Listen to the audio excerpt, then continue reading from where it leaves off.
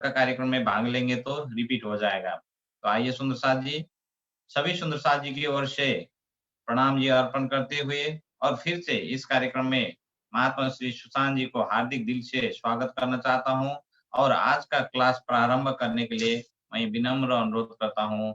महात्मा श्री सुशांत जी, प्रणाम जी।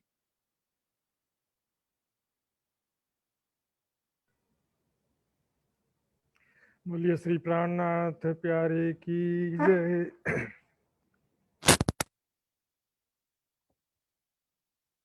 धनी की जय, सर्व सुंदर साथ की जय। प्रणाम जी सुंदर साथ जी।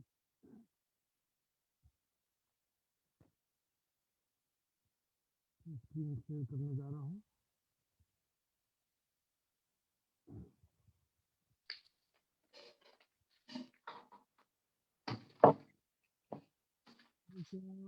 प्रारंभ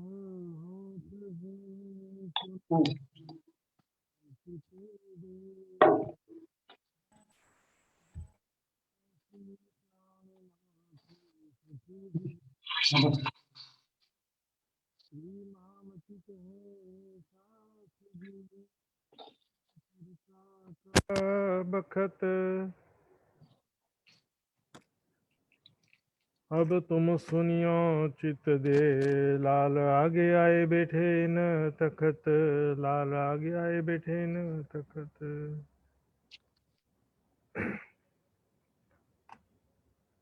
पहले गुरु से तोड़ के आया बीच निज धाम,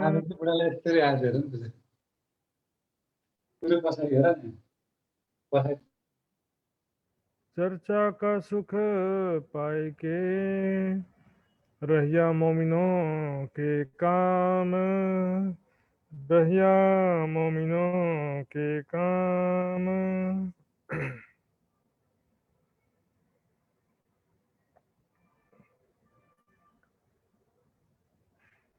एक व्यास गोविंद जी,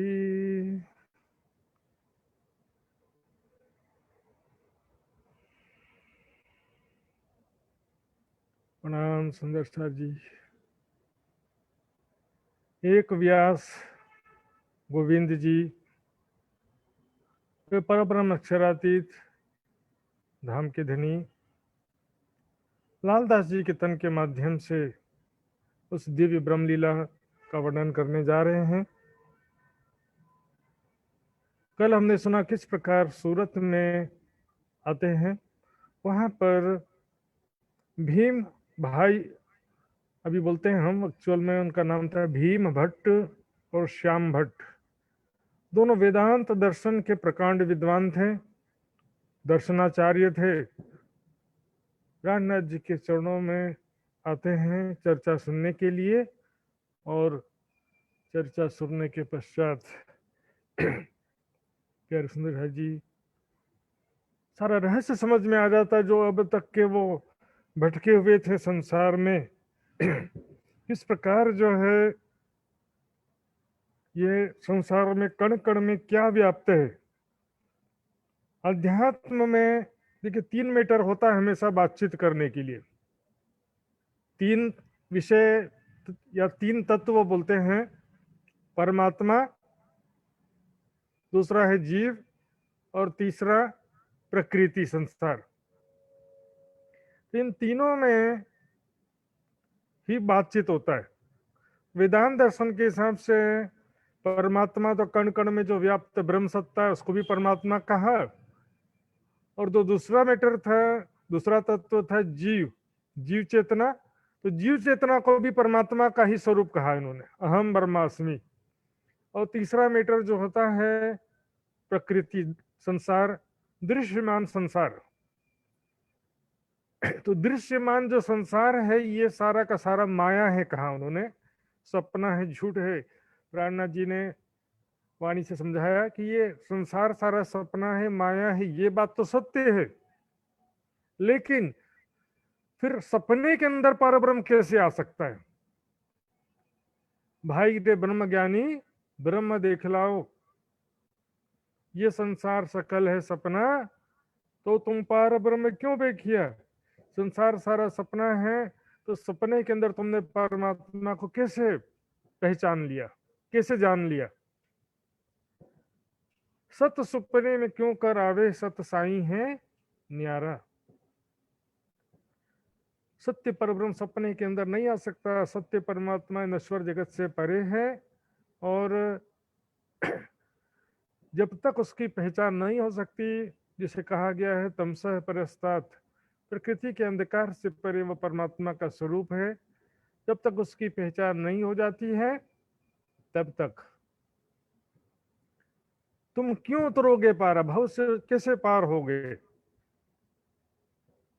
इस तरह से सुंदर शाह जी सारी बातें होती हैं। साथ ही साथ बताया कि जीव चेतना और कण कण में जो व्याप्त है संसार के ब्रह्म सत्ता, वो ब्रह्म सत्ता जो है परमात्मा का स्वरूप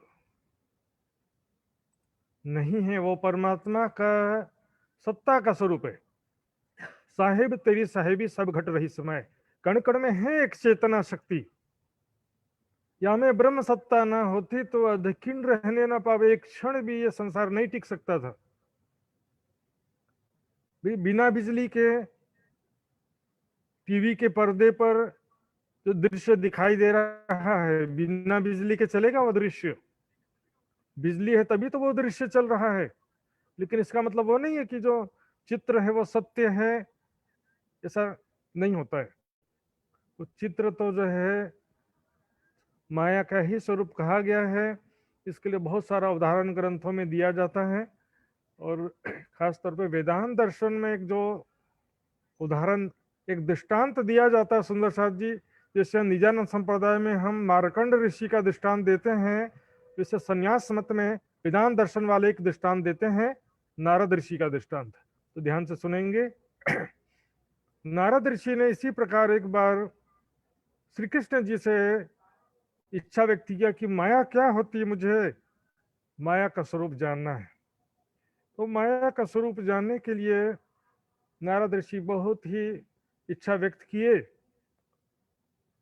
क्योंकि माया एक ऐसा विषय है, इसको वेदांत दर्शन में अनिर्वचनीय कहा गया है। जैसे ब्रह्म जो है शब्दों से परे है, वैसे माया भी शब्दों से परे है कह दिया। माया भी शब्दों से परे कह दिया, क्योंकि माया को झूठी भी नहीं कह सकते, क्योंकि दिखाई दे रहा सुख दुख का अनुभव हो रहा है, इसलिए इसको झूठी भी नहीं कह सकते, सत्य भी नहीं कह सकते, क्योंकि सारा झूठा है। तीनों काल में माया का अस्तित्व नहीं है, भूतकाल, वर्तमान काल और भविष्य काल, तीनों काल में माया का अस्तित्व नहीं माना गया सुंदर शाह जी। तीनों कालों में माया का अस्तित्व नहीं। अभी जो वर्तमान में दिख रहा वो भी झूठ है, भूतकाल में जो हो गया वो भी झूठ है, और भविष्य में जो होने वाला वो भी सब झूठ ही झूठ है माया। इसलिए इसको जो है तीनों काल में माया का अस्तित्व सुंदर शाह जी नहीं, असत्य माना किया। तो माया जो है क्या होती है, इस विषय में नारद जी ने श्री कृष्ण जी से विनती किया। कहते ठीक है चलो, मैं तुम्हें माया दिखाऊंगा, मेरे साथ चलो। श्री कृष्ण जी नारद जी को लेकर के रेगिस्तान में पहुंच गए। रेगिस्तान जहां पर रेती ही रेती होती है, जहां पर वहां पर पहुंच गए, और अब कहते हैं कि इस रेगिस्तान में मुझे पानी दिला दो नारद, तो मैं तुमको माया दिखा देता हूं। इस रेगिस्तान में मुझे पानी दिला दो तो मैं आपको माया की पहचान करा दूंगा। नारद ऋषि कहते हैं इस रेगिस्तान में पानी कहां से मिलेगा,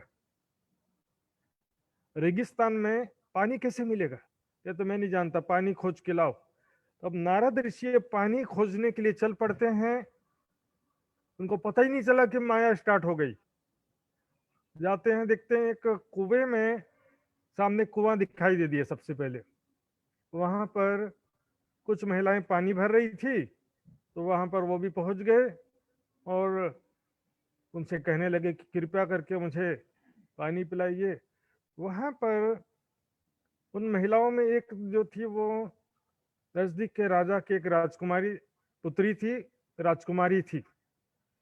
उनको देख करके नारद ऋषि मोहित हो गए और कृष्ण जी की बात को भूल गए। जो पानी लाने कहा था उसको भूल गए और उस राजकुमारी के पीछे पीछे चल दिए। राजा के पास पहुंच गए। ध्यान से सुनेंगे सुंदर साथ जी, बहुत ही ज्ञानवर्धक की दृष्टांत है। आगे राजा के पास पहुंच गए। राजा से कहने लगे, हे राजन, मैं आपकी पुत्री से विवाह करना चाहता हूं। तो राजा कहने लगा, तुम तो जगह जगह घूमते रहते हो, ऐसे काम नहीं चलेगा। यदि मेरी पुत्री से शादी करना है तो यही मेरे साथ में घर जमाई बन के रहना पड़ेगा। नारद ऋषि बोले, तो अच्छी बात है, मेरा भी कोई घर नहीं है तो यहीं रह जाऊंगा। इस प्रकार अब नारद और राजकुमारी का शादी हो गया। शादी हो गया। उसके पश्चात अब देखेंगे किस प्रकार शुरुआत में जैसे मार्कंड ऋषि थे ना, उसी तरह से इनका जीवन भी बहुत आनंद में शुरुआत के कुछ साल बीते। 2-3 बच्चे भी हो गए। अब राजा का देहांत हो गया, राजा की मृत्यु हो गई। तो जो राजा का कोई लड़का नहीं था, इसलिए नारद ऋषि को राजा बना दिया गया। क्योंकि लड़का कोई था नहीं, तो दामाद होने के कारण से नारद ऋषि राजा बन गए। राजा बन गए, राज सुख भोगने लगे। लेकिन राजा को युद्ध भी तो लड़ना पड़ता है। एक बार पड़ोसी राजा से युद्ध हो गया और नारद ऋषि को युद्ध का अनुभव नहीं था। अपनी जान बचा करके परिवार को लेकर के बड़े मुश्किल से जान बचाकर भागे। देखिए माया क्या है, जान बचा करके भागते नारद ऋषि। अपनी पत्नी और 3 बच्चे थे, 2 लड़का और 1 लड़की थे, तीनों को लेकर के नारद ऋषि भागते हैं। अब दर दर की ठोकरें खा रहे हैं, अपना पहचान छिपा करके कि मैं राजा था हूं ऐसा नहीं बता रहे हैं।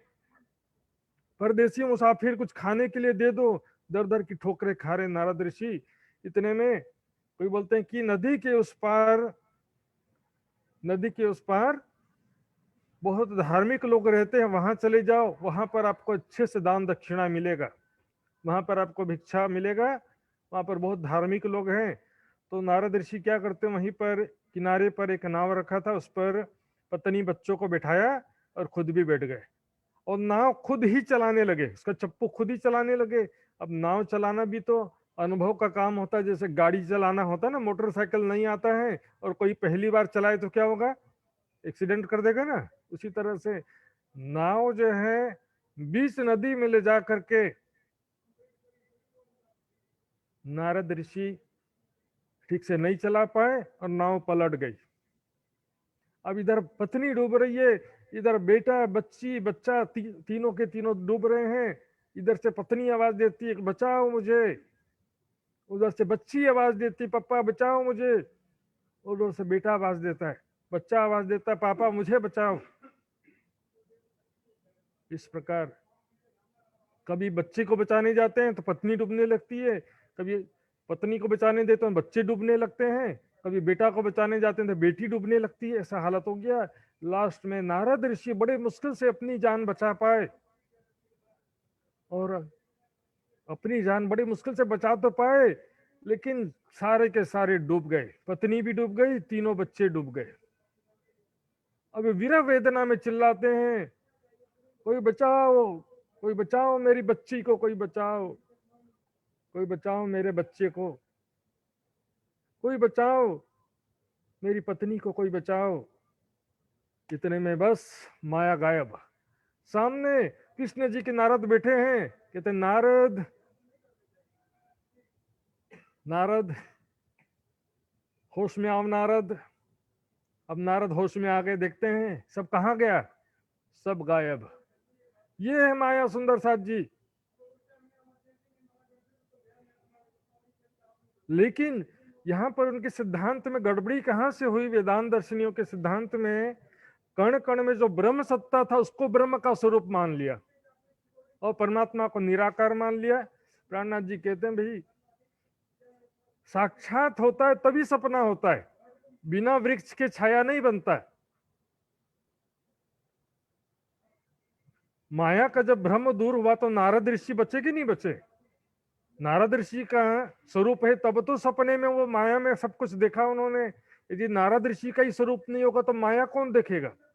साकार का भ्रम साकार को ही होता है, निराकार से निराकार ही उत्पन्न होता है। इस प्रकार उनको सब समझाया और पहले गुरु से तोड़ करके भीम भाई सपरिवार प्राणनाथ जी के चरणों में आ जाते हैं। पहले गुरु से संबंध तोड़ दिया। सुंदर साथ जी, ज्ञान जब तक प्राप्त ना हो, जब तक परमात्मा की प्राप्ति ना हो, और वाणी में जो कहा गया खोज बड़ी संसार तुम खोजो साधो, छठे दिन के लीला में, छठे दिन की लीला में किसी एक व्यक्ति के प्रति नहीं कहा गया। छठे दिन की लीला में ब्रह्मवाणी ही सदगुरु है। ज्ञान आप अनेक ब्रह्म मुनियों से, अनेक सुंदर साथ से आप ज्ञान प्राप्त कर सकते हैं, लेकिन ज्ञान का जो मेन स्रोत है ब्रह्मवाणी है। ज्ञान का जो भंडार है, ज्ञान का सागर है, ब्रह्मवाणी है। ब्रह्मवाणी के बिना कि कोई भी गुरु हो जाए, ब्रह्मवाणी के बिना पूर्ण ज्ञान कोई भी कहीं से भी आपको प्राप्त नहीं हो सकता। इसलिए यहाँ पर खोज बड़ी संसार का मतलब छठे दिन में किसी एक व्यक्ति से या एक किसी तन से नहीं है। छठे दिन की लीला में, छठे दिन के लीला में मात्र एक तन में लीला होती है, ऐसा सिद्धांत छठे दिन में लागू नहीं होता है। पांचवें दिन तक था ऐसा सिद्धांत। छठा दिन किसका सुंदर साथ जी? मोमिनों का है। छठे दिन में ऐसा सिद्धांत नहीं होता। अब यहाँ पर देखते हैं, चर्चा का सुख पाए के रहिया मोमिनों के काम, और धाम धनी की चर्चा में उसको इतना आनंद आता था भीम भाई को, सुंदर साथ की सेवा में समर्पित हो गया। सुंदर साथ जी वीतक का हमने एक एक पात्र देखा। प्राणनाथ जी के चरणों में आने से पहले, प्राणनाथ जी की वाणी सुनने से पहले, भले वो माया में कोई भी डूबा रहा होगा, किसी के अंदर अवगुण रहे होंगे, लेकिन प्राणनाथ जी की वाणी सुनने के बाद में प्राणनाथ जी के चरणों में समर्पित हो गए, अपनी बुराइयों को छोड़ दिया। भैरव सेठ को ऐसा मत समझिए कि भैरव सेठ तो बोले वो मांस मछली खाता था और है में अंतर होता है। बुराइयां छोड़ देने से कोई बुरा नहीं रह जाता। फिर ये ब्रह्म सृष्टि की पहचान है, प्राणनाथ जी की वाणी सुन करके अपनी बुराइयों को छोड़ना, अपनी बुराइयों को स्वीकार करना। अब आते हैं, एक व्यास गोविंद जी रहे वल्लभी मार्ग में। अब यहाँ पर सूरत में ही राधा वल्लभी मार्ग के एक बहुत बड़े विद्वान थे गोविंद जी व्यास। जैसे हमने देखा था जूनागढ़ में थे ना हरजी व्यास, जैसे यहाँ पर गोविंद जी व्यास। आज सुंदर साथ पूछ रहे थे गोविंद जी व्यास कौन है करके, ये हैं गोविंद जी व्यास। बहुत बड़े विद्वान थे सूरत में। वैसे तो राधा वल्लभी मार्ग के बहुत सारे विद्वान जगह जगह भी मिले हैं, लेकिन जिसके हृदय में आत्मकल्याण की तड़प है, जिज्ञासा है, सत्य की खोज है, वो प्राणनाथ जी की वाणी सुनते हैं तो तुरंत प्राणनाथ जी के चरणों में आ जाते हैं। देखिए कैसे गोविंद जी व्यास की जागनी होती है। उन्होंने चर्चा सुनी भागवत के वचनों से, उन्होंने श्रीमद् भागवत के रहस्य स्पष्ट करते हुए प्राणनाथ जी की चर्चा सुनी, जिसमें अखंड ब्रजरास का रहस्य स्पष्ट किया गया था कि वह ब्रजरास लीला कहाँ पर अखंड है आज।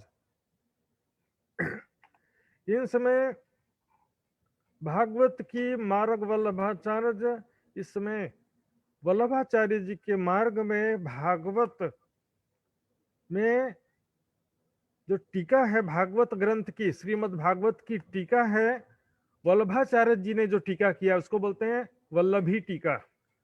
सुबोधनी टीका भी कहते हैं उसको, सुबोधनी टीका। तो सुबोधनी टीका जो है, तिनके टीका में ने था संयोग का काज, उनकी टीका में ब्रह्मात्मा के ब्रज और रास लीला का रहस्य स्पष्ट किया गया था। ब्रज रास लीला का वर्णन था उसमें। वो अखंड ब्रज और रास लीला किसने किया है, वो कहाँ पर अखंड है आज, वो ब्रज रासलीला आज कहाँ पर अखंड है? ये कौन भौम, कहाँ श्री कृष्ण जी पाओगे कौन तर? ये संसार कैसा माया का संसार है, और श्री कृष्ण जी आज कहाँ पर अखंड रासलीला कर रहे हैं, सारा वर्णन इसमें किया गया था।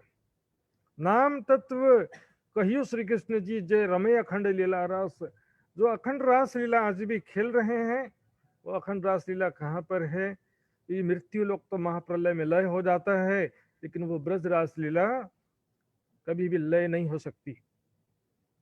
तो के वल्लभी की टीका में जो है, इनके जो टीका है व्याख्या में वल्लभाचार्य जी के द्वारा की गई व्याख्या है, जिसको सुबोधिनी टीका कहते हैं।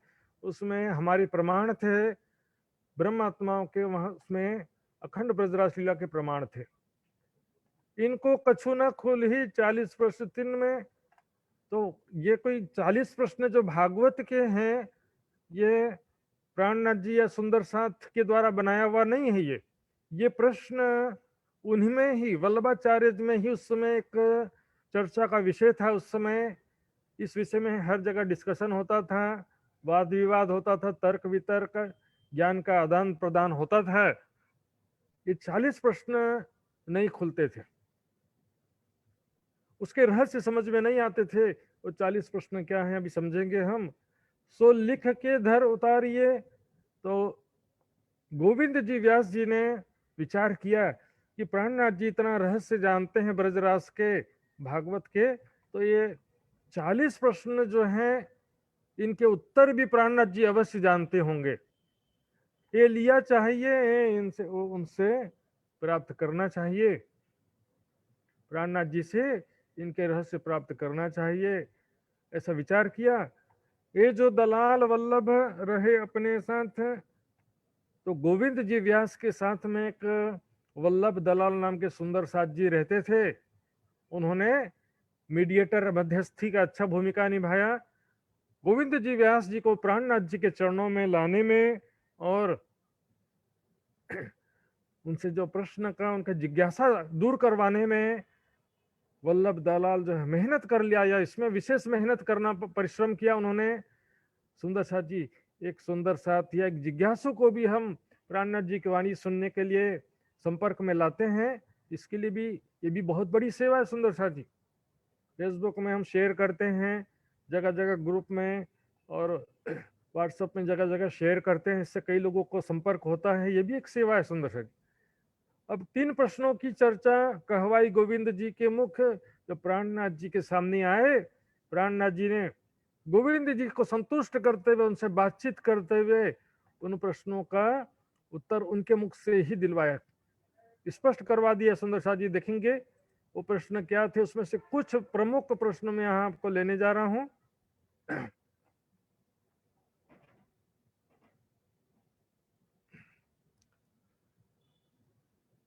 पहला प्रश्न है,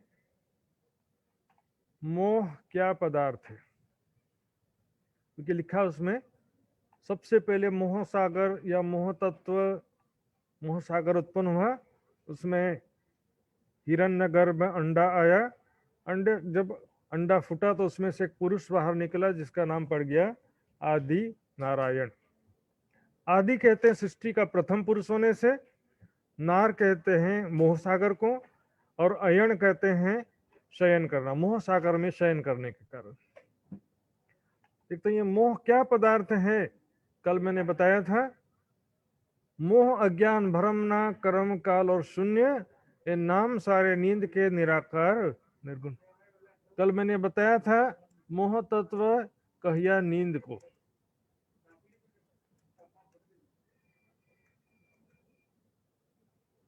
सुपन को कहिया ब्रह्मांड, यो नाम धरे बेशुमार।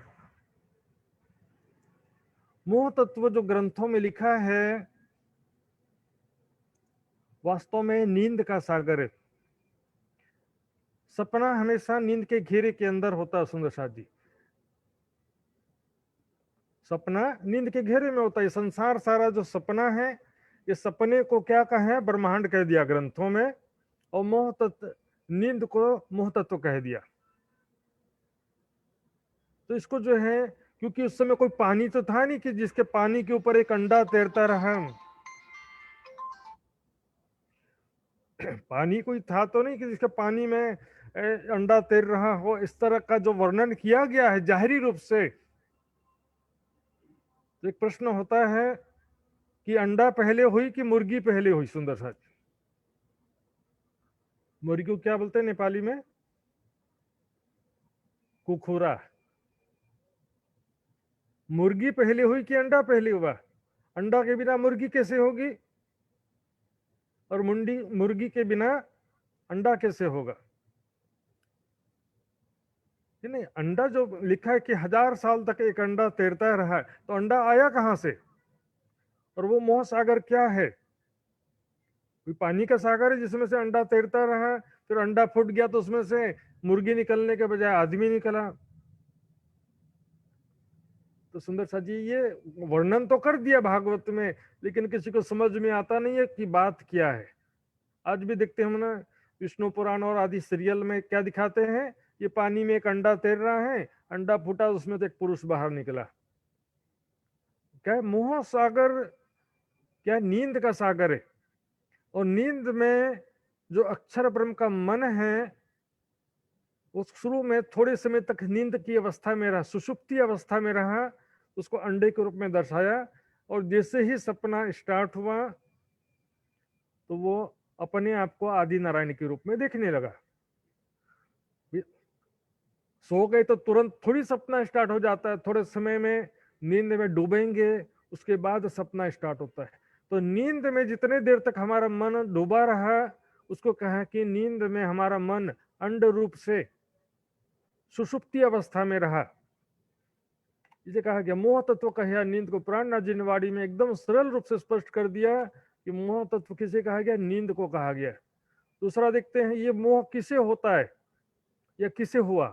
दूसरा प्रश्न है मोह किसे हुआ, तो भी सुंदर साथ जी विचार करेंगे। क्योंकि अक्षर ब्रह्म जो है मूल स्वरूप परम धाम में है, जो हमेशा से सृष्टि रचना की जो प्रक्रिया होती है उसकी बात है। हमेशा से जो सृष्टि रचना होती है, अक्षर ब्रह्म अनादि काल से कोटि ब्रह्मांड नजरों में आवे, क्षीण में देख के पल में उड़ावे। करोड़ों ब्रह्मांड जो है पल भर में बन जाते हैं और मिट जाते हैं अक्षर ब्रह्म के इशारे मात्र। अक्षर ब्रह्म फरामोशी में नहीं आते हैं, अक्षर ब्रह्म जागृत स्थिति में हमेशा से देखते हैं। केवल इस ब्रह्मांड में अक्षर ब्रह्म फरामोशी में है, नहीं तो हमेशा से अक्षर ब्रह्म जागृत स्थिति में देखते हैं। जैसे कि हम जागृति में हम सब दुनिया वाले भी, हम सुंदर साथ भी ख्यालों में खो जाते हैं ना थोड़ा देर के लिए, उसको क्या कहते हैं, हमारा मन ख्यालों में खो गया था। अर्थात अक्षर का मन जो है अव्याकृत ब्रह्म, अक्षर का मन जो है वो फरामोशी में आता है। अक्षर ब्रह्म का मन जो है वो फरामोशी में आया था, वो अपने आप को सपने में आदि नारायण के रूप में देखता है अक्षर ब्रह्म का मन। सुपन सत स्वरूप को तुम कहोगे क्यों कर होए। कोई कहेगा कि भाई ये सत्य स्वरूप अव्याकृत भी तो सत्य स्वरूप है, तो उसको सपना कैसे हो सकता है। तो प्राणनाथ जी उसका स्पष्टीकरण करते हैं, एक तीर खींच के छोड़िए तीन विधाई कई पात। हम जब तीर, तीर का मान होता है ना, तीर कोई छोड़ता है वो एक ही पल में कई पत्ते, वृक्ष के कई पत्तों को बेध देता है। पलक जब एक चौथाई पल में अनेकों पत्ते चीर देता है वो, पर उसमें भी एक पत्ता जो है बेध देने और दूसरे पत्ते के बीच में कितना समय लगता है। इस प्रकार यहाँ में सुपन कई उपजे बेरेती कहीं ना जाए, इतने में असंख्यों ब्रह्मांड बंध के मिट जाते हैं। बेरित की कहाँ हुआ कहाँ सुपन। वास्तव में ये तो पलक झपकने मात्र समय में असंख्यों ब्रह्मांड बन के मिट जाते हैं। तो मोह किसे हुआ सुंदर साथ जी। अब कहीं देखिए, आदि नारायण को मोह हुआ नहीं कह सकते, क्योंकि आदि नारायण जो है वो तो मोह होने के बाद उत्पन्न हुआ।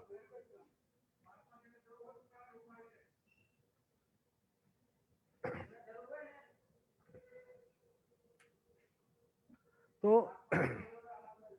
मोह जो है वो आदि नारायण, मोह होने के बाद में आदि नारायण हुआ, क्योंकि मोह सागर पहले हो गया, आदि नारायण बाद में हुए। तो मोह सागर, मोह पहले किसको हुआ? अक्षर के मन अव्याकृत को मोह होगा, तभी तो वो आदि नारायण के रूप में स्वयं को देखेगा। आगे चलते तीसरे प्रश्न की तरफ।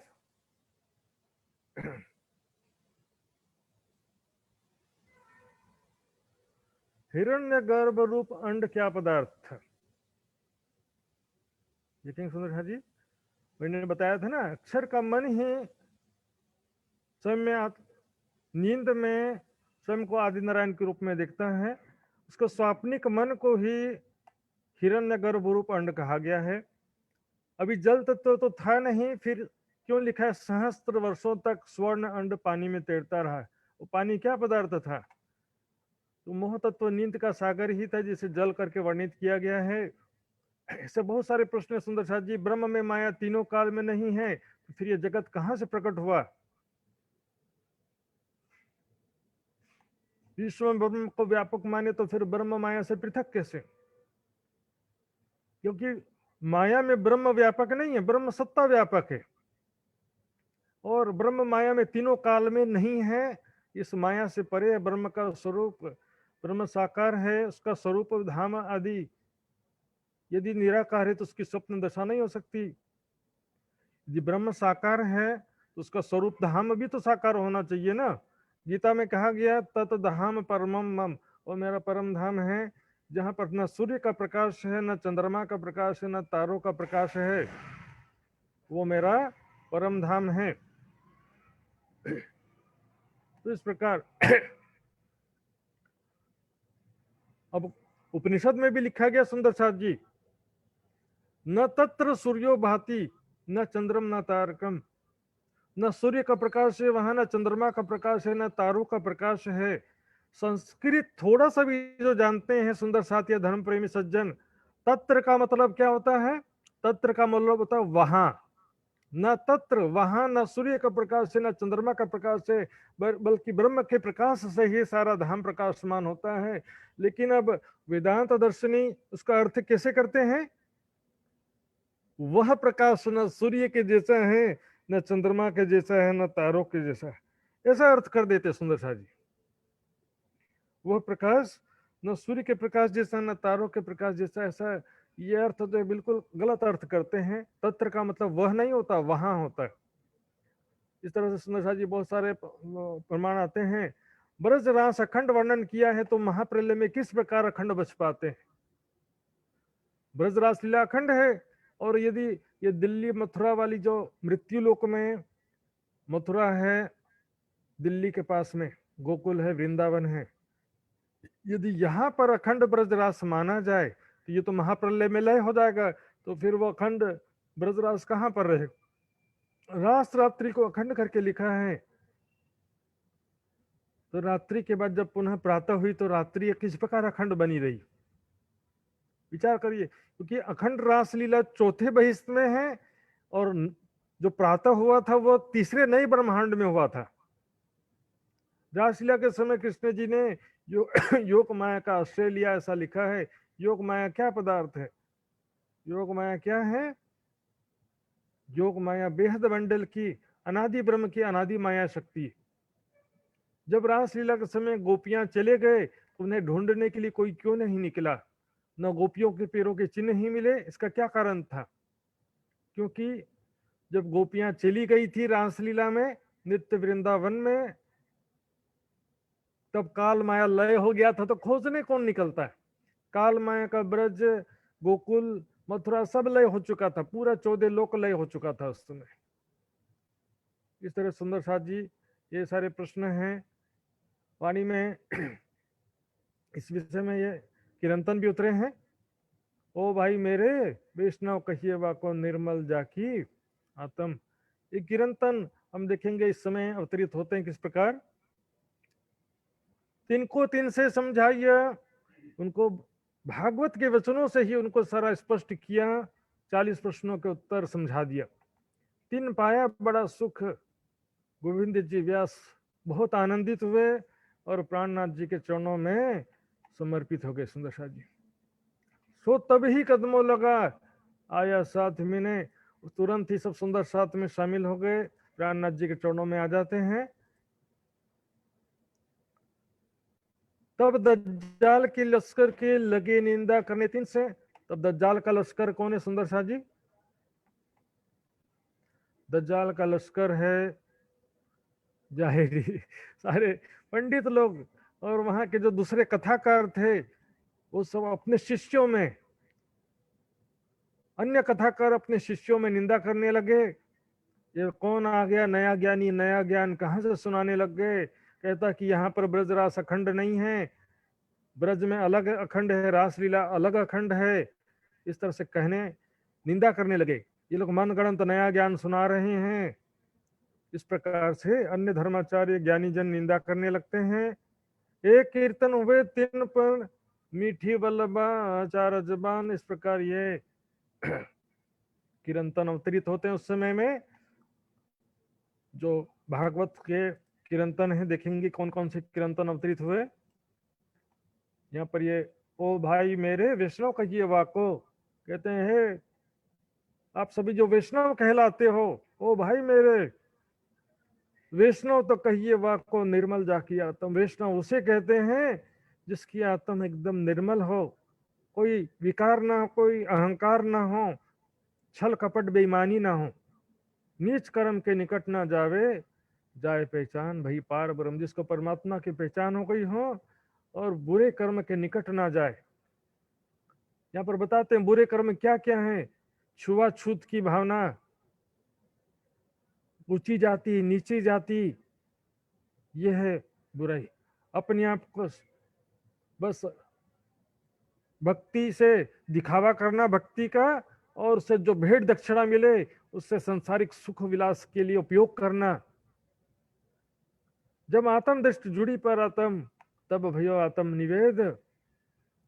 या विद लोक लखे नहीं कोई, कोई भागवंती जाने भेद। इस प्रकार जिसकी आत्म दृष्टि पर आत्म से जुड़ गई है, इसको कहते हैं आत्मनिवेदनम। सुंदर साथ जी आत्म निवेद शब्द का रहस्य अर्थ समझेंगे सबसे पहले, क्योंकि जो हम कह देते हैं कि नवधा से न्यारा कहिया। सुंदर साथ जी नवधा भक्ति क्या होता देखिए।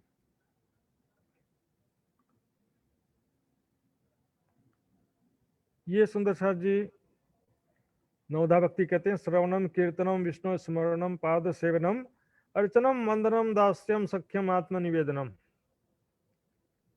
ऊपर चौपाई में कहा गया था जब आत्म दृष्टि जुड़ी पर आत्म, तब भयो आत्म निवेदनम। अब देखेंगे सुंदर साथ जी जो कहा गया है चौपाई, नवधा से न्यारा कहिया 14 भवन में नहीं, सो प्रेम कहां से पाइए जो बसत गोपियन माही। सुंदर साथ जी गोपियों की बात कही जा रही है। जो गोपियां थी ब्रज रास लीला में, उन्होंने ब्रज रास लीला में जो गोपियां थी ना, उन्होंने कभी चर्चा नहीं सुना, कभी भजन नहीं किया, कभी किसी प्रकार का भक्ति साधना नहीं किया, ना ध्यान भी नहीं किया। आत्मनिवेदन का मतलब होता है ध्यान। जब आत्म दृष्टि जुड़ी पर आत्म, तब भयो आत्मनिवेदनम। आत्मदृष्टि पर आत्म से जुड़ने का मतलब ये ध्यान करना।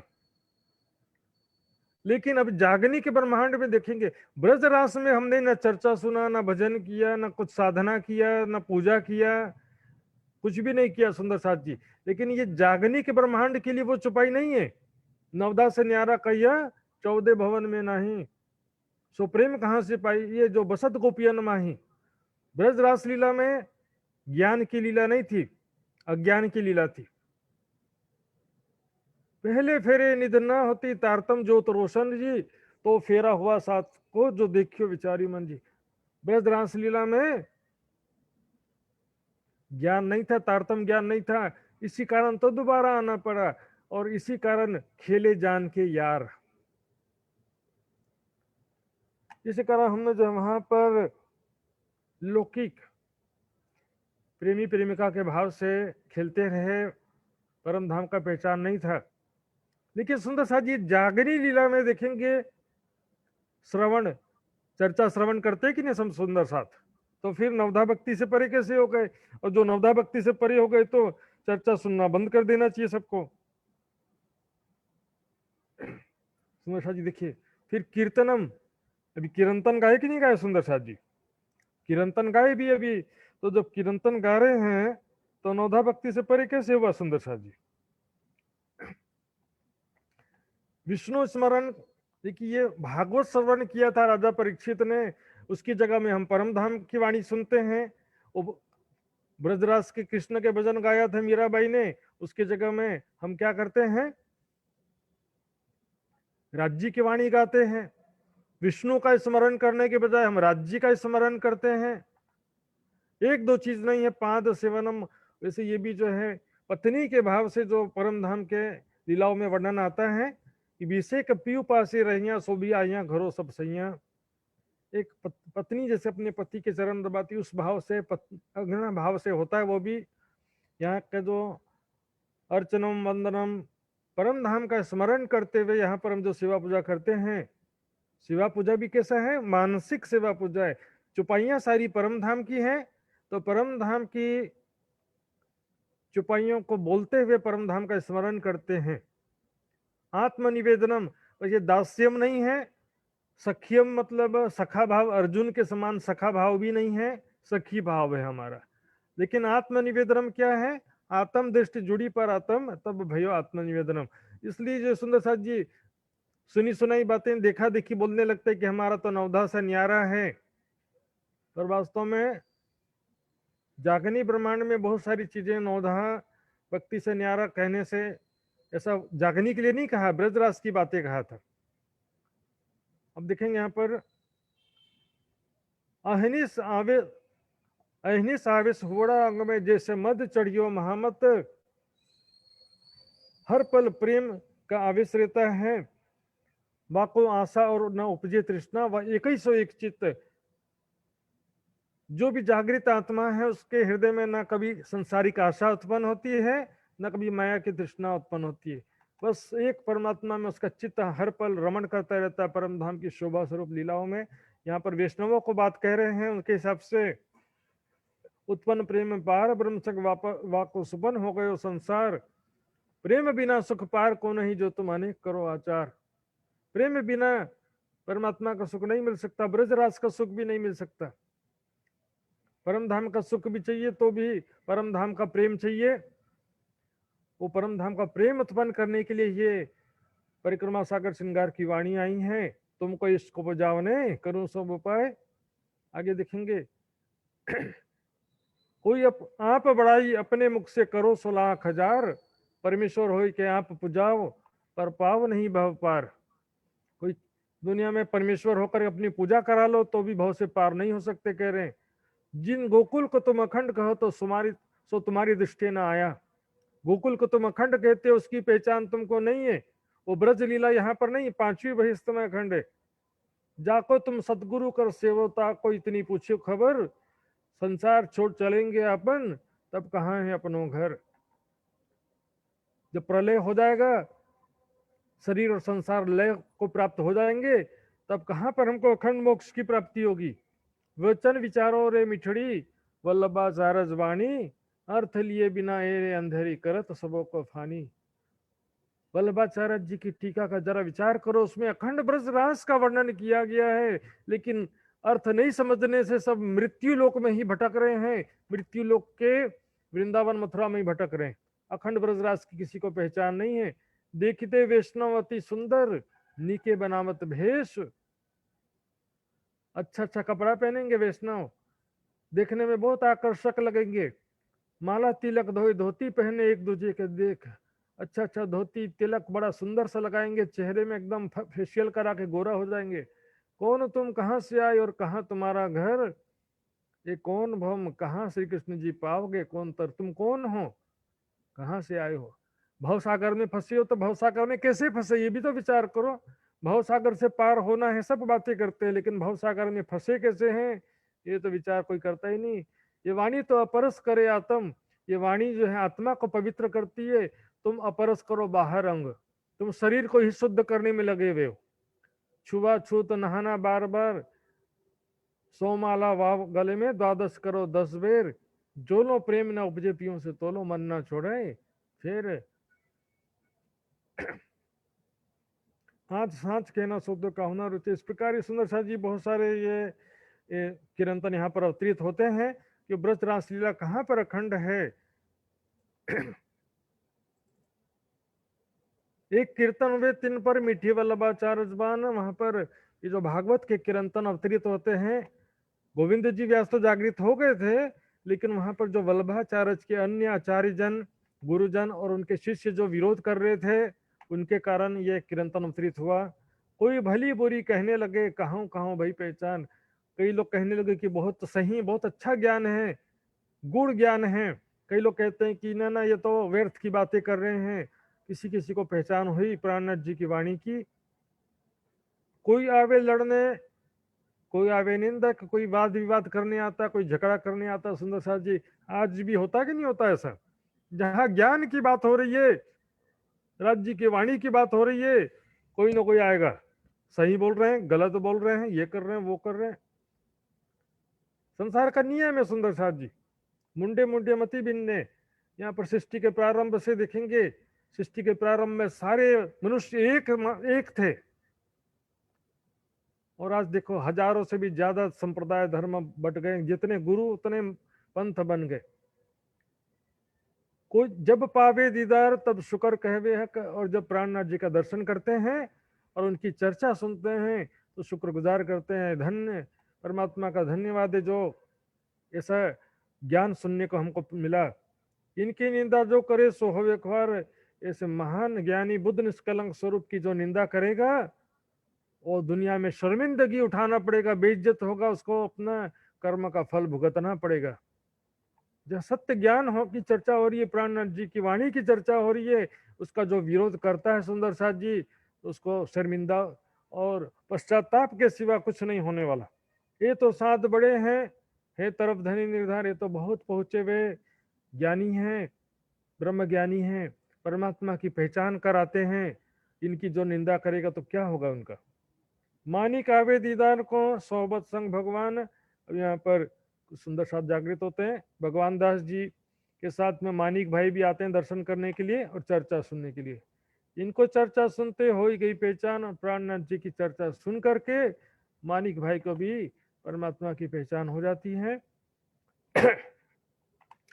बिहारी जी इन समय पाती लिख भेजे कलाम, बोलो श्री प्राणनाथ प्यारे की जय। सुंदर सा जी यहाँ थोड़ा विषय बदल रहा है, ध्यान से देंगे। बिहारी जी वैसे तो प्राणनाथ जी से नाराज हो रहे थे कि प्राणनाथ जी जिसको मैं निकालता हूं उसको अपने साथ में रख लेते हैं। लेकिन अब देखते हैं कि जब ऐसे बड़े बड़े विद्वान प्राणनाथ जी के चरणों में आ रहे हैं, जागृत हो रहे हैं प्राणनाथ जी के द्वारा, तो बिहारी जी सोचते हैं सबको जागृत करके आखिर मेरे पास ही तो भेजते हैं। यदि मेरा ठाकुर को सुंदर साथ में से निकाल देंगे तो बड़ा नुकसान हो जाएगा। इसलिए क्या बीच का रास्ता निकालने के लिए, कॉम्प्रोमाइज करने के लिए, समझौता करने के लिए 3 नियम बना करके भेजते हैं। 3 बात का बंधेज हम किया इस ठाम, 3 बात का नियम बना करके वो प्राणनाथ जी के पास में बैठते हैं।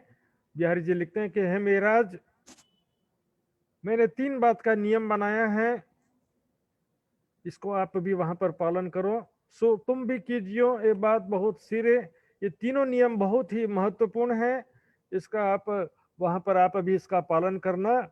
ये बात तुम उत करो जो इत भी आन फिरे, ताकि यहाँ पर भी अच्छी तरह से पालन हो सके। यदि आप इस 3 नियमों का पालन नहीं करोगे तो यहाँ पर भी कोई इसका पालन करेगा नहीं। तो 3 नियमों का पालन जो है हमको आपको दोनों को मिलकर करना है। नियम क्या है देखिए। एक तो नीच जात को सुनाइयो नहीं तारतम, दूजे रांड स्त्रियों को तीजे कहे हम तुम। ध्यान दिए सुंदर साथ जी। पहला नियम था कि छोटी जाति वालों को तारतम नहीं देना है। सोचिए सुंदर साथ जी, दुनिया वालों ने भी क्या कह दिया और बिहारी जी कहां पर है।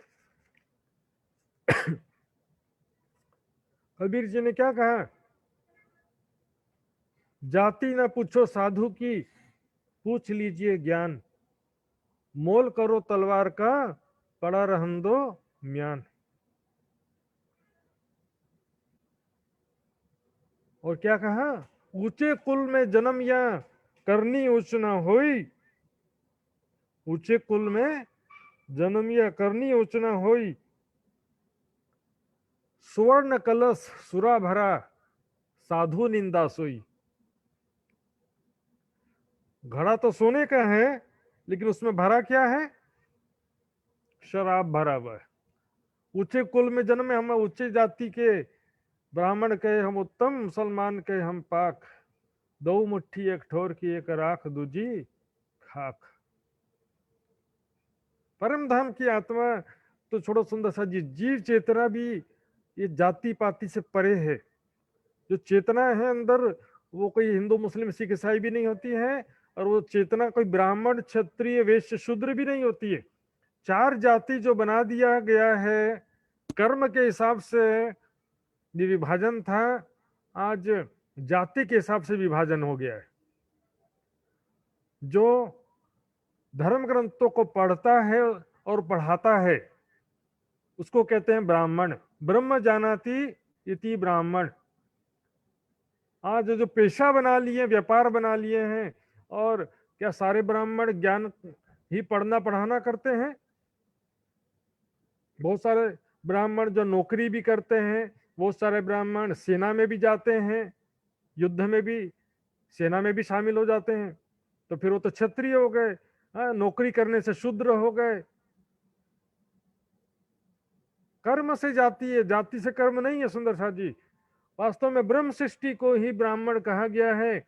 ब्रह्म जानाति इति ब्राह्मण। ब्रह्म को जानने वाला ही वास्तव में ब्राह्मण होता है।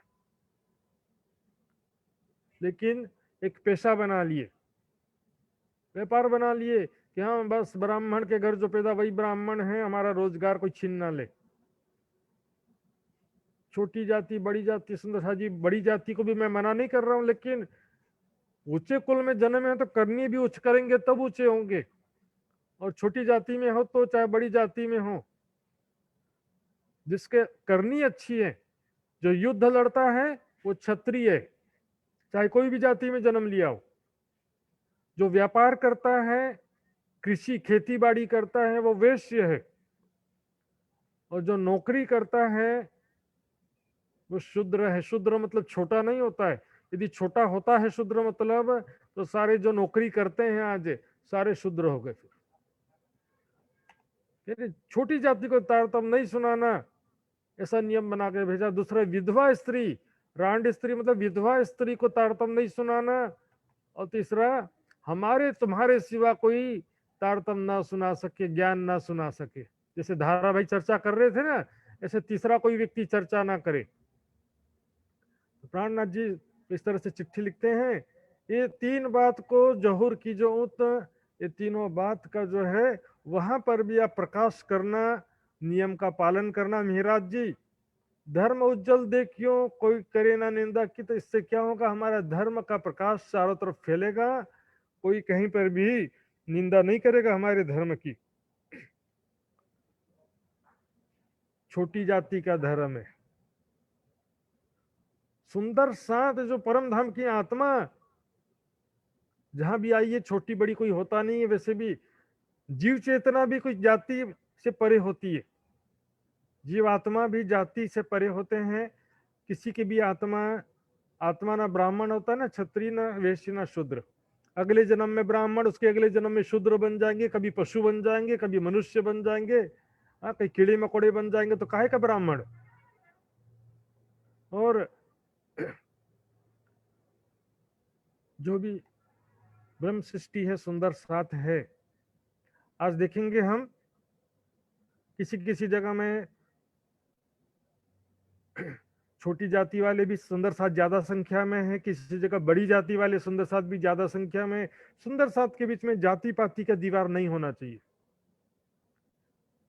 उनसे अच्छे हैं जो ऊंची जाति वाले प्राणनाथ जी की वाणी की पहचान नहीं किए, उससे अच्छे हैं छोटी जाति वाले सुंदर साथ अच्छे हैं। जाति पाति की बात ही नहीं होना चाहिए सुंदर साथ के बीच में। कोई ना करे निंदा, दुनिया वालों की निंदा की चिंता क्यों करें हम? तो प्राणनाथ जी के चरणों में जिनको आना ही नहीं है, प्राणनाथ जी की जिनको पहचान ही नहीं है, ऐसे लोगों की हम चिंता क्यों करें? ये बात पाती की सुन के श्री जी लिखी खबर, अभी चिट्ठी पढ़ करके प्राणनाथ जी बिहारी जी को चिट्ठी का जवाब लिखते हैं। तुम बाहिर दृष्टि छोड़ के देखो अंतर की नजर, तुम बाहरी देह दृष्टि छोड़ो, अंदर आत्मिक दृष्टि से देखिए बिहारी जी। भाई शारीरिक दृष्टि छोड़ करके आत्मिक दृष्टि से आप देखिए। जवाब 3 बात का हम तुम्हें लिखे बनाए, तीनों बात का हम जवाब लिख रहे हैं, आपको एक एक करके ध्यान से सुनिए। ताको विचार कीजियो श्री देवचंद जी राह चलाए, और उसका विचार करिएगा कि देवचंद जी ने, श्री देवचंद जी ने कौन सा रास्ता चलाया है। उन्होंने जहां तो भेषों भांडारियों से उन्होंने जाति पाति वेशभूषा का समाप्त कर दिया, खात्मा कर दिया। भांडारियों से उसका जो है नामो निशान नहीं रखा। जाति पाति वेशभूषा कभी भी नहीं देखा श्री देवचंद जी ने। देखियो जित अंकुर को तित करी बख्शीश, जहां पर अंकुर देखा, जहां पर परम धाम की आत्मा देखा, वहां पर उसको बख्शिश किया, कृपा किया, उनको तारतम ज्ञान सुनाया, परम धाम की पहचान कराया कि जो छोटी जाति में सुंदर साता है उनको क्या परम धाम नहीं ले जाना है। सो देखो तुम जाहिर खोजी बाई मुसलमान, और इसका प्रत्यक्ष प्रमाण है खोजी बाई, जो कि एक मुसलमान स्त्री थी, फिर भी उनको तारतम सुनाया। और वो स्त्री रान थी, दूसरा विधवा स्त्री भी थी। वो विधवा किसे कहते हैं? जिनका पति का डेथ हो जाता है, मृत्यु हो जाती है, उसको स्त्री को विधवा बोलते हैं। वो विधवा भी थी वो, और मुस्लिम भी थी, फिर भी बख्शियो रई बाई वासना जान, परम धाम की रई बाई की वासना जान करके कृपा किया उसके ऊपर। विधवा स्त्री थी तो फिर क्यों कृपा किया? देवचंद जी ने जो रास्ता चलाया है उसको छोड़ करके बिहारी जी महाराज बोलते हैं कि विधवा स्त्री को तारतम मत सुनाओ। के वीरित चाल से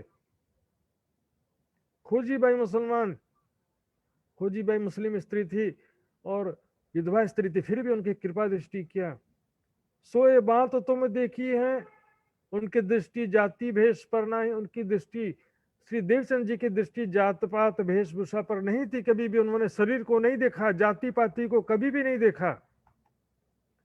जित देखो अंकुर धाम को, गिनो ऊंच नीच ना ताहि, जहां पर परम धाम की आत्म है वहां पर ऊंची नीची जाति नहीं देखना चाहिए। और यहाँ तो हमको क्या मालूम सुंदर साथ जी, न जाने से झुंड में कौन सुहागिन होए, साथ उतरा चारों वर्णों में है। सुंदर साथ यहाँ चुपाई आता है, नीचे आएगा शायद।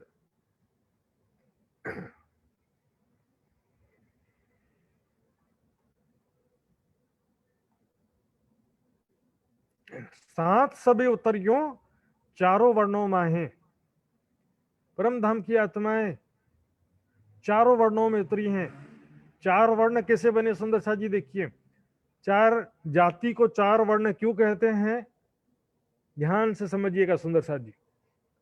बाद में मैं लिखित रूप में भी आपको अभी बता देता हूं, कोई बात नहीं, देखिएगा। प्राणनाथ जी ने कहा जात एक कसम की और न कोई जात, एक कसम एक दुनिया और उड़ गई दूजी बात। प्राणनाथ जी सबको एक करने के लिए आए हैं। अब देखिएगा 4 वर्ण कैसे बने, देखेंगे। सबसे पहले हैं ब्राह्मण, दूसरा है क्षत्रिय, तीसरा है वैश्य, चौथा है शूद्र। ब्राह्मण का रंग है सफेद,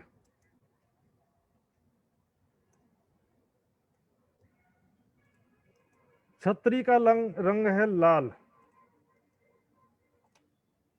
वेश्य का रंग है पीला और शुद्ध का रंग है काला। रंग कैसे बना देखिए सुंदर साथ जी। सफेद रंग प्रतीक है सतोगुण का, लाल रंग है सतोगुण व रजोगुण का मिश्रण,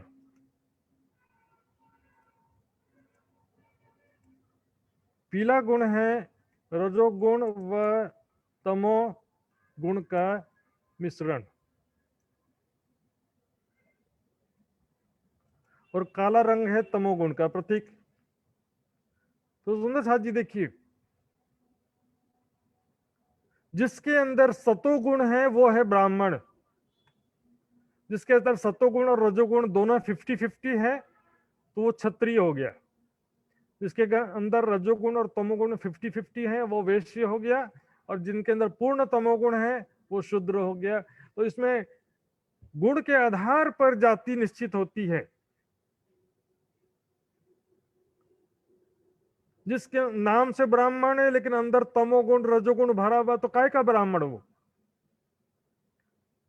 ब्राह्मण चंडाल हृदय निर्मल खेले संग भगवान। चंडाल का हृदय निर्मल है, परमात्मा का ध्यान करता है तो वो ब्राह्मण है। और ब्राह्मण जो केवल उत्तमाई दिखावे अंग की, बाहर से भक्ति का दिखावा करता है, अंदर से बस माया भरी है, संसारिक इच्छाएं कामनाएं छल कपट और बुराइयां सारी भरी हुई हैं। सुंदर साथ जी, ऐसे ब्राह्मण से क्या फायदा? कलयुग में ब्राह्मण का लक्षण जो सुंदर साथ जी जानना है तो कहीं और मत जाओ, भागवत में ही देख लो। श्रीमद् भागवत में लिखा कलयुग के ब्राह्मणों का लक्षण, शुरुआत में ही लिखा है, महात्मा में और पहले स्कंद में लिखा हुआ है। मुंह से बोलना भी अच्छा नहीं लगता है। वाणी में भी विभीषण जी का दृष्टांत आता है।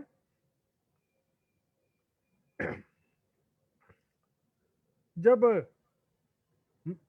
रामायण का युद्ध चल रहा था, रावण और राम का युद्ध चल रहा था, उस समय में जब विभीषण रावण का साथ छोड़ करके राम भगवान के चरणों में आते हैं, विभीषण जी रावण का साथ अपने भाई का साथ छोड़ करके राम भगवान के चरणों में आ गए।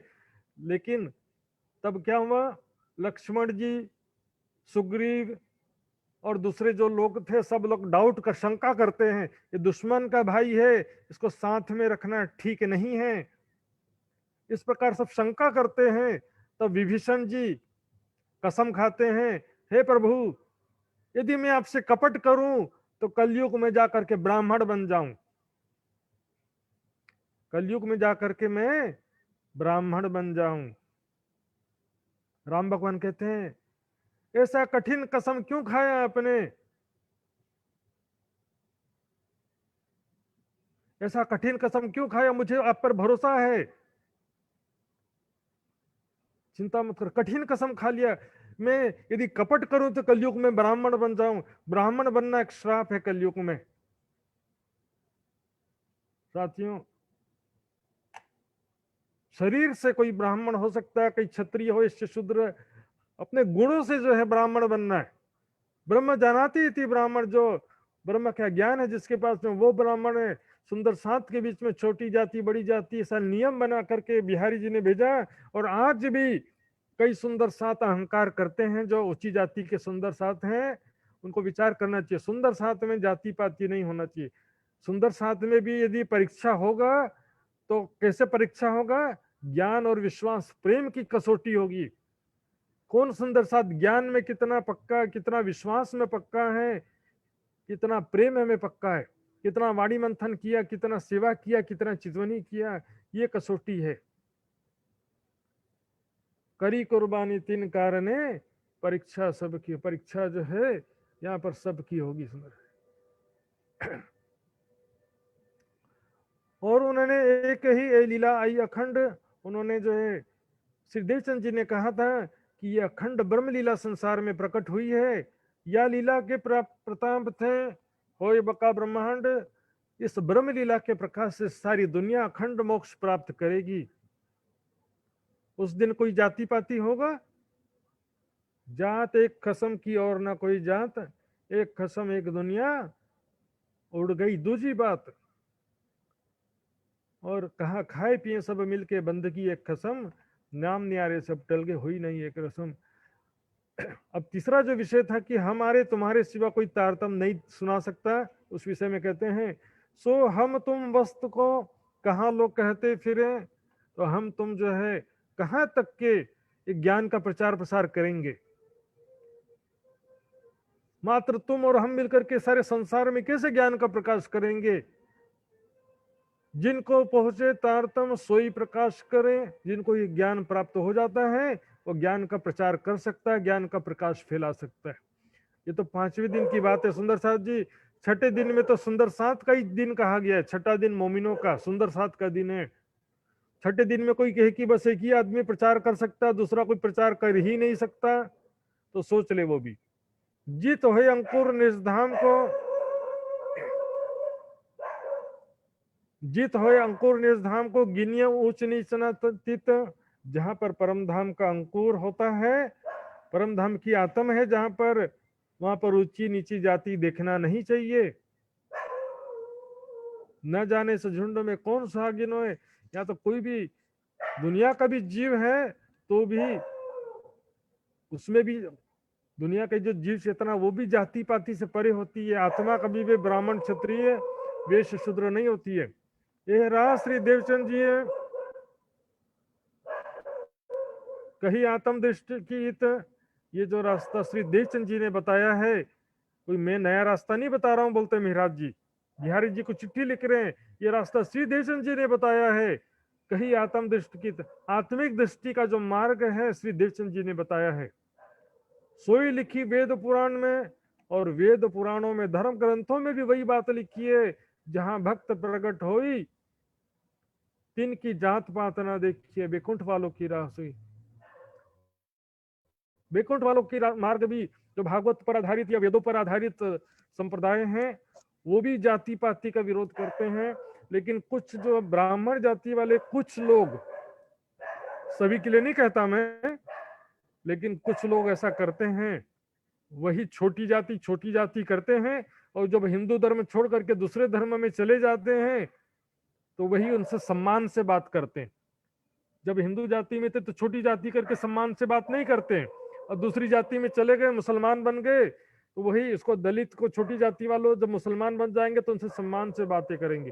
कुछ लोग ऐसा करते हैं, सभी की बात नहीं कर रहा हूं मैं। ये रहा श्री देवचंद जी है। हम ये बैकुंठ वालों की राशि हम देखते हैं दुनिया में अनेकों ऐसे ऐसे भक्त जन हो गए हैं।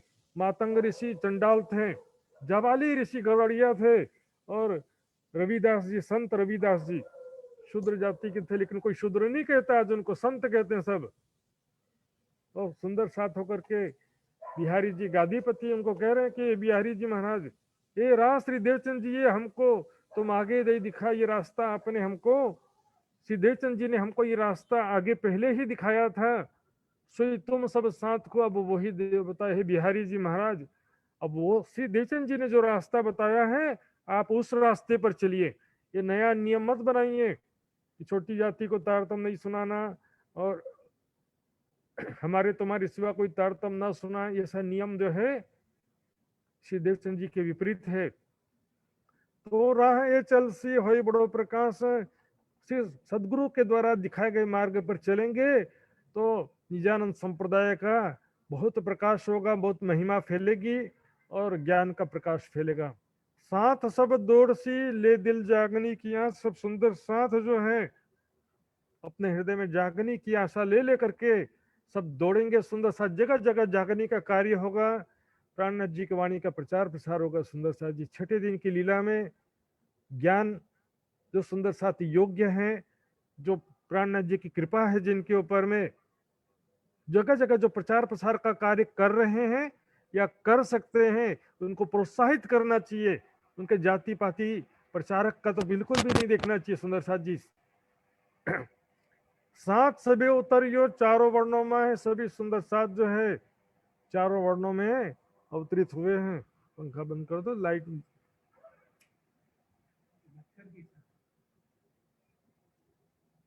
सात सभी उतरियो चारों वर्णों में है, सब सुंदर सात जो है चारों वर्णों में अवतरित हुए। चार वर्ण बताया था मैंने, ब्राह्मण क्षत्रिय वैश्य शूद्र।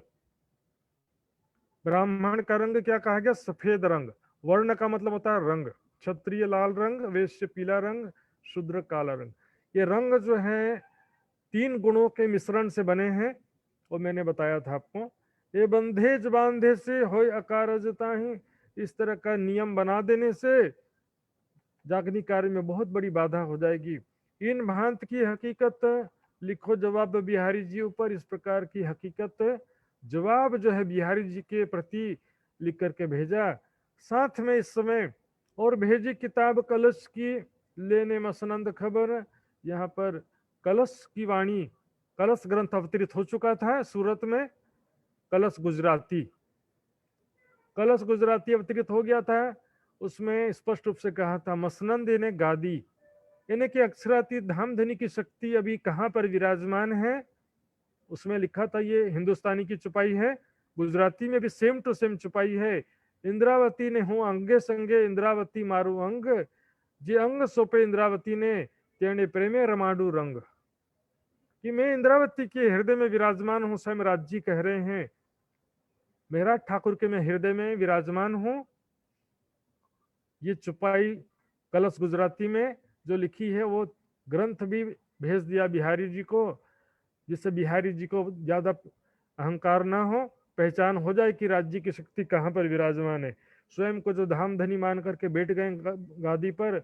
आज भी हम देखते हैं बड़े बड़े महाराज गादीपति, और जो जिनके 100 500 1000 शिष्य हो जाते हैं, तो वो भी स्वयं को राज्य मानने लगते। सुन के बिहारी जी ने बड़ो पायो दुख तब। बिहारी जी ने सुन करके ये चिट्ठी जब पढ़ा बिहारी जी ने, प्राणनाथ जी की जो चिट्ठी गई थी और किताब जो देखा कलश का, बिहारी जी को बड़ा दिल दुखी हो गया। बिहारी जी को खुश करने जाएंगे तो 50 लोग और दुखी होंगे। धारा भाई को साथ में रखने से बिहारी जी दुखी हो जाते हैं। जो सुंदर साथ को निकाल दिया है उसको साथ में मत रखो बोलते हैं। गरीब सुंदर साथ जाता है तो उसको अंदर आने नहीं देते हैं। ये उनका दुख जो है अहंकार का दुख है। मैं गादीपति महाराज, किसी महाराज का कहना नहीं मानना, गादीपति या किसी गुरु जी का कहना नहीं मानना, वाणी का कहना मानना हमको। ब्रह्मवाणी ही राज्य का स्वरूप है, और छठे दिन में हमको ब्रह्मवाणी के आज्ञा पर चलना है। अपने गुरु जी को या गादीपति जी को खुश करने के लिए सुंदर साथ में वाद विवाद लड़ाई झगड़ा नहीं करना चाहिए। सुंदर साथ सब सुंदर साथ एक हैं, सबकी वाणी एक है। ब्रह्मवाणी से जुड़ेंगे, सबकी वाणी रूपी सदगुरु एक है, और मूल स्वरूप अक्षरातीत जो मूल मिलावे में विराजमान सबके एक राज्य महाराज हैं। उन लिख भेजी पाती को तुम्हारी राह भई। और बिहारी जी जो है कह देते न मानो कलश को, कलश ग्रंथ को मैं नहीं मानता है, तुमने मन ग्रंथ लिख दिया है। धाम धनी के आवेश से अवतरित वाणी को क्या कह रहे हैं? मेरा ठाकुर तुमने अपने मन से ये कलश की वाणी लिख दिया है। ये कलश नहीं है, क्लेश है, क्लेश। ऐसा उन्होंने चिट्ठी में लिखा। तुम्हारा रास्ता अलग हो गया आज से, मेरा रास्ता अलग है, तुम्हारा रास्ता अलग है मेरा ठाकुर आज से, और हमारी भी और है भाई जुदागी। और इस तरह से यहाँ पर डिवाइडेशन हो जाता है। दो रास्ते अलग अलग, एक जाहिरी बिहारी जी का रास्ता और एक मिहिराज जी प्राणनाथ जी का रास्ता। सुंदर साथ जी जिसे गादी पर बिठा लिया है, ऐसे सोचते हैं सुंदर साथ की साक्षात राज्य का स्वरूप हो गया। ये गादी में बिठा देने से कोई राज्य हो जाता है? ये प्रत्यक्ष उदाहरण दिया। ये पहली चौपाई नहीं है, वाणी में भी चौपाई है। साहेब आए इन जिमी कारज करने तीन, ब्रोध सुर असुरों का दूजे जादे पैगंबर, और धनी आए वेद कतेब छुड़ाने। ये तीन बातें चित्तधर। जादे पैगंबर गुरु पुत्र परंपरा, और जो गादी परंपरा को छुड़ाने के लिए आए हैं। जैसे चुनाव होता है ना, चुनाव में एक एक सीट को लेकर के कितने राजनीति होते, कितना पैसा खिलाना पड़ता, कैसे झगड़े होते हैं। सुंदर साथ जी इशारा काफी है बस। गादीपति बनना भी आज के समय में एक राजनीति से कम नहीं है। हम तो तुमको चिनिया तुम्हारे माहे कलाम, हम आपको पहचान लिए हैं। मिराज जी को कहते हैं, बिहारी जी कहते हैं, ए मिराज ठाकुर मैंने समझ लिया है तुम्हारे माहे कलाम, तुम बस शायरी लिखते रहते हो, कविता लिखते रहते हो, तुम नहीं हमारे साथ में, तुम हमारे सुंदर साथ में नहीं हो। मैंने चितवनी में देख लिया, तुम्हारी पर आत्म परम धाम में नहीं है। हम काढ़े तुम्हें सुधाम, तुमको परम धाम से निकाल देते हैं। प्राणनाथ जी को परम धाम से निकाल दिया सुंदर साथ जी। देखिए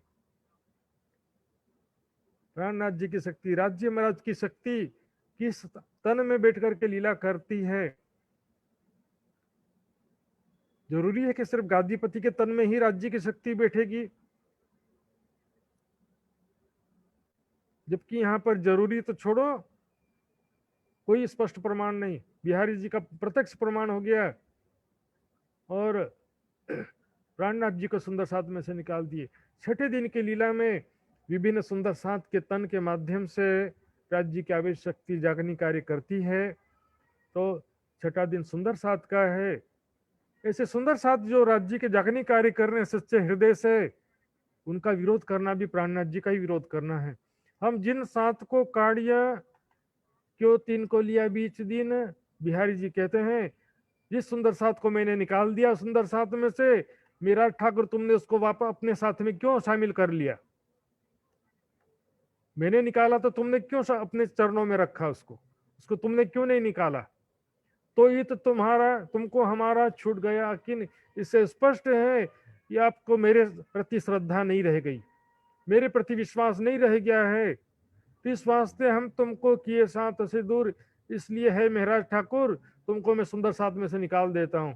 बिहारी जी चिट्ठी लिख रहे हैं, हमारे तुम्हारे नाता ना रह गया, जिन पाती करो मजकूर, हमारा तुम्हारा परम धाम का नाता नहीं रहा।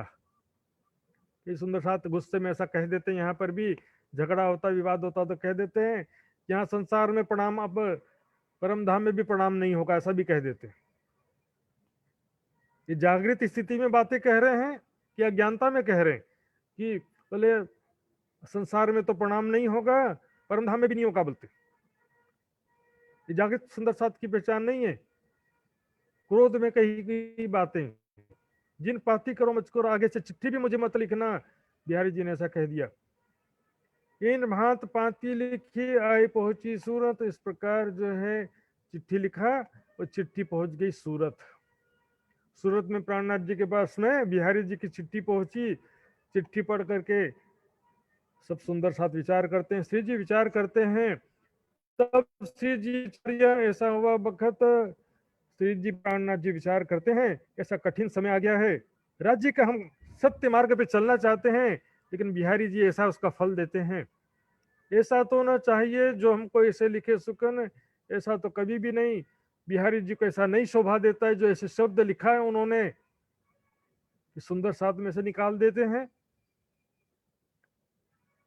हमसे तकसीर ना पड़ी, मुझसे ऐसा क्या गुनाह हुआ है, ये काम नहीं संयन। बिहारी जी ने जो काम लिखा है वो सुंदर साथ का काम नहीं है। ऐसी चिट्ठी लिखना कि सुंदर साथ में से निकाल देते हैं, बिल्कुल भी शोभा नहीं देता है। इन समय सब साथ ने करिए मसलहत, इस समय सब सुंदर साथ मिलकर के आपस में मसलहत करते हैं। जो भी वहां पर सूरत में जागृत सुंदर साथ थे, साथ में खास तौर पे भीम भाई और दूसरे सुंदर साथ सब मिलकर के आपस में विचार करते हैं। बैठे श्री देवचंद जी किनके हृदय, श्री देवचंद जी किसके हृदय में विराजमान है, अर्थात श्री देवचंद जी के तन में जो राज्य महाराज की शक्ति थी, वो राज्य की शक्ति अब किसके हृदय में, तुम तोल देखो। तो हे सुंदर साथ जी जरा विचार कीजिए, कही श्री जी साहब जी सो तुम ले हक सिर काम। सब सुंदर साथ मिलकर के और भीम भाई अगवानी करते हैं, प्राणनाथ जी से कहते हैं ये धामधनी सुंदर साथ के जागनी का कार्य अपने सिर पर लीजिए, हम आपके साथ में हैं।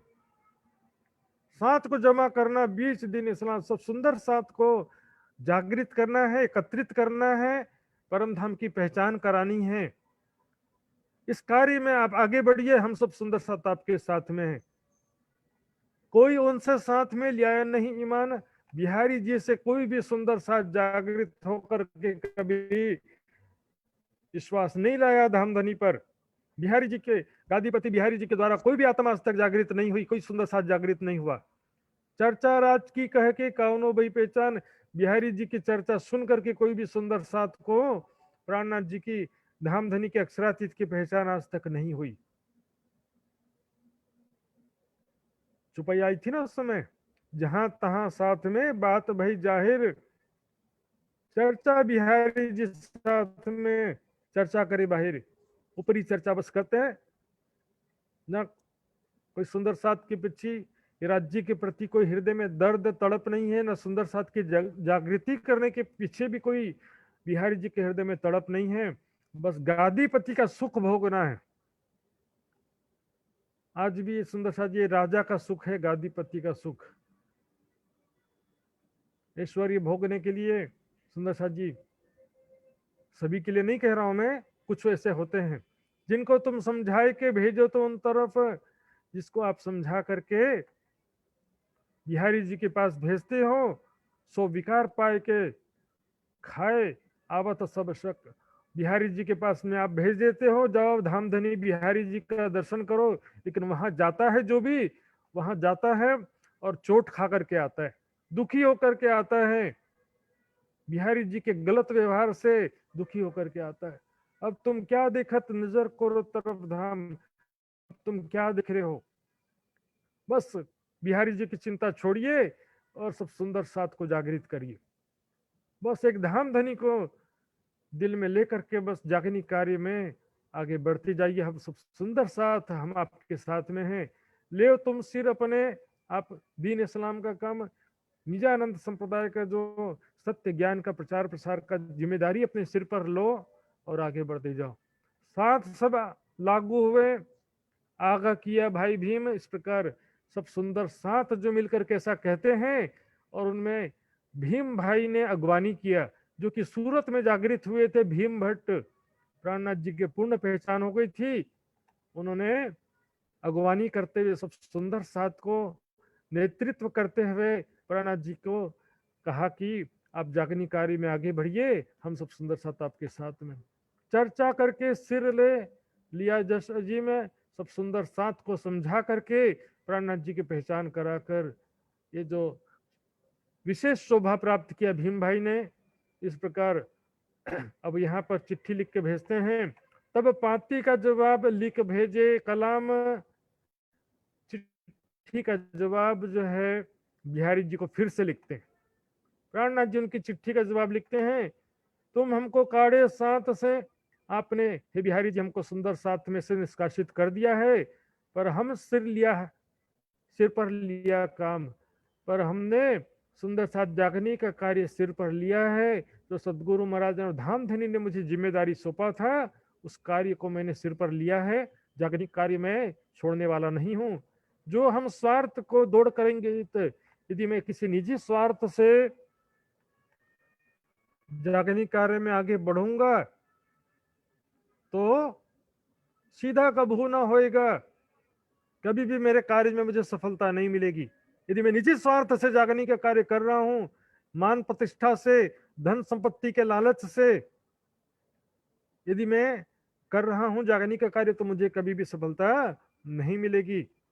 सीधा कबू ना होएगा, हम जाएंगे तो मेरे कभी भी कार्य में सफलता नहीं मिलेगी और हमको पश्चाताप करना पड़ेगा। और साथ के वास्ते जो हम करत मेहनत, और यदि सुंदर साथ के वास्ते यदि मैं मेहनत कर रहा हूं, तो हमारे सीधा होएगा नजीक है शायद, तो हमारी मेहनत सफल होगी और अवश्य जागनी कार्य में सफलता मिलेगी। राज्य के कृपा से जागनी के कार्य में आगे बढ़ते जाएंगे। इन भांत का जवाब पाती में लिखे कलाम, इस प्रकार जो है पाती का चिट्ठी का जवाब बिहारी जी को लिख करके भेज दिया। हम तो कमर बांधी श्री निज धाम के काम, हम जो है धाम धनी के कार्य में कमर बांध लिए हैं, अर्थात तत्पर हो गए। धाम धनी का सुंदर साथ का जो जागनिक कार्य है, इसके लिए अपना जीवन तन मन जीवन निछावर कर दिया इंद्रावती की आत्म ने।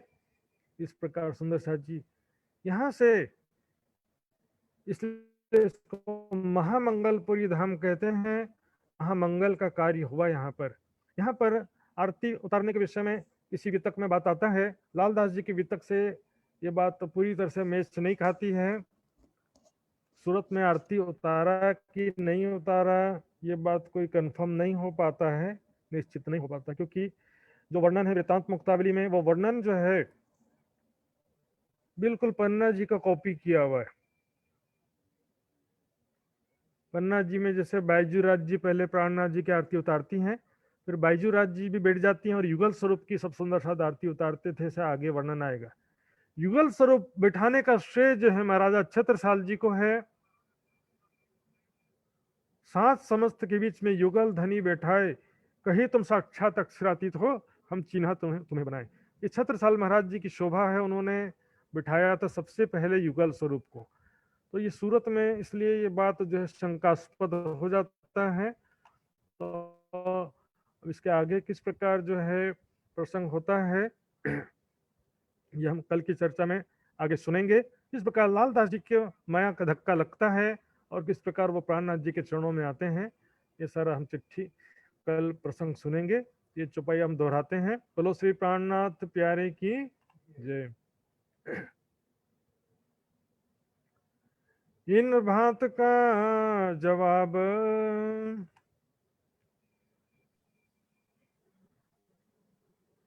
पाती में लिखे,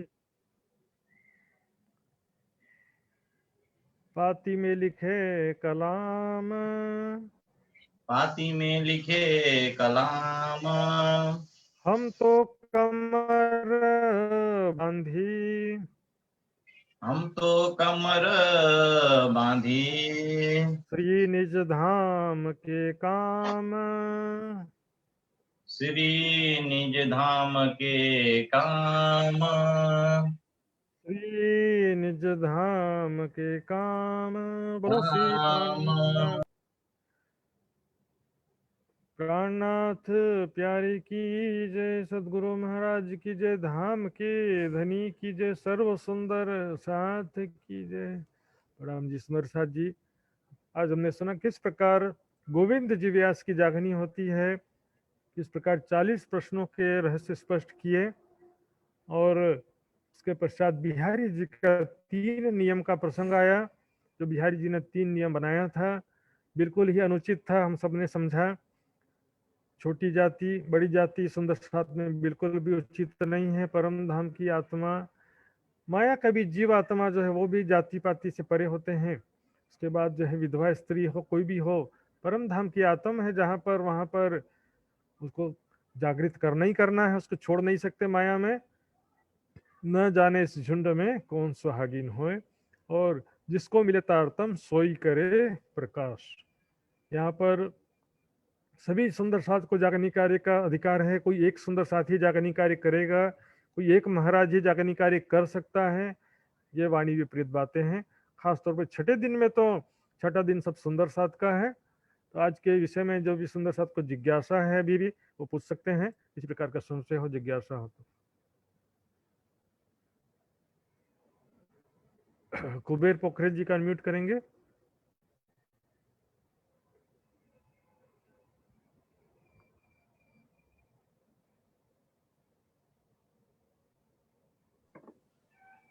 प्रणाम महाराज जी।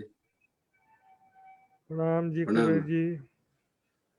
महाराज जी, ये सुबोधिनी टीका के अनुसार ब्रह्म सृष्टि किसको कहते हैं महाराज जी?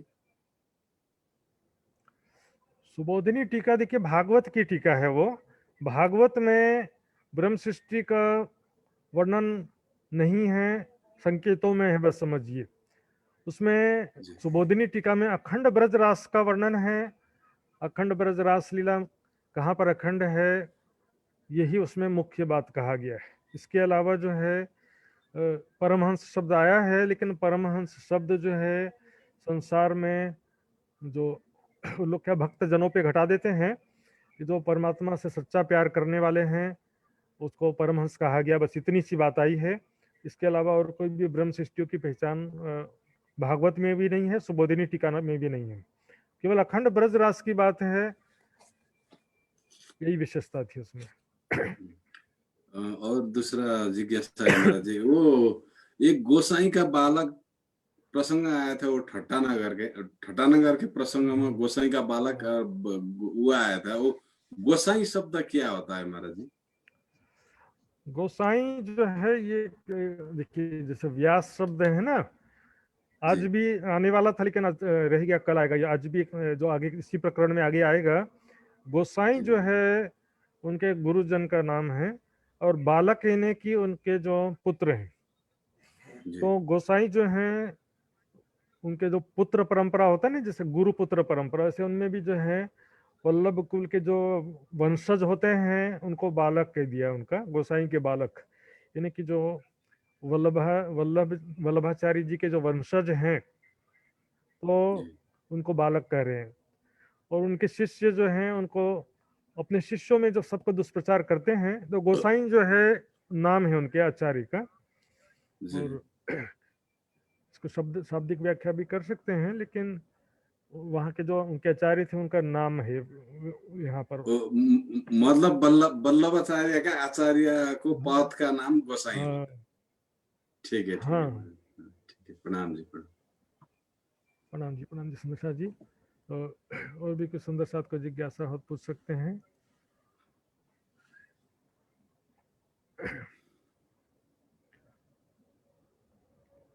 सुंदर साथ जी, इस विषय में और भी कोई जिज्ञासा हो तो व्हाट्सएप नंबर में भी पूछ सकते हैं। साथ ही मैं बताना चाहता हूँ, कल जो है थोड़ा सा जो विषय बच गया है वो लेने के बाद में रिवीजन कराने का प्रयास करूंगा मैं कल, आधा पौन घंटा जितना भी मिलेगा। और इसमें सुंदर साथ जी को ज़्यादा घबराने की बात नहीं है। क्विज का उद्देश्य है सामान्य सुंदर साथ के विषय स्तर पे क्विज नहीं है, क्विज है प्रशिक्षण शिविर है। इस शिविर में आप जो है समझिए कि एक प्रचारक के स्तर पर आपको सारा सिखाया जा रहा है, सारी बातें बारीकी से बताई जा रही हैं। तो इसमें आपसे जो भी प्रश्न पूछा जाएगा, जितने आज तक की जो भी पढ़ाया गया है, सूरत तक के प्रसंग में जो भी पढ़ाया गया है, जरूरी नहीं कि क्विज में जो प्रश्न आए थे वही का वही पूछेंगे, ऐसा जरूरी भी नहीं है। और उसमें से पूछ भी सकते हैं, उसमें से नहीं पूछेंगे ऐसा भी नहीं है। इसमें आपको पहले राउंड में वैकल्पिक प्रश्न नहीं रहेगा, यानी कि आपको विकल्प नहीं दिया जाएगा, आपको सीधे जवाब देना रहेगा।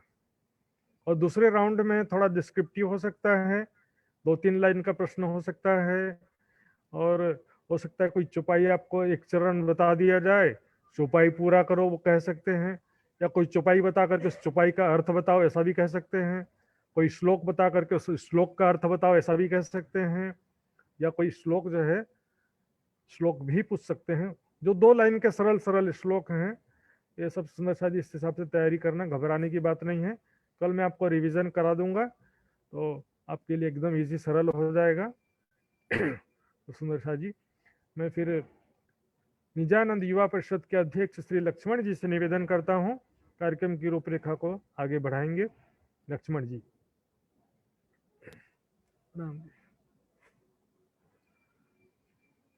प्रणाम जी महाराज जी, और सभी सुंदर साथ जी को फिर से एक बार प्रणाम जी का अर्पण करता हूँ।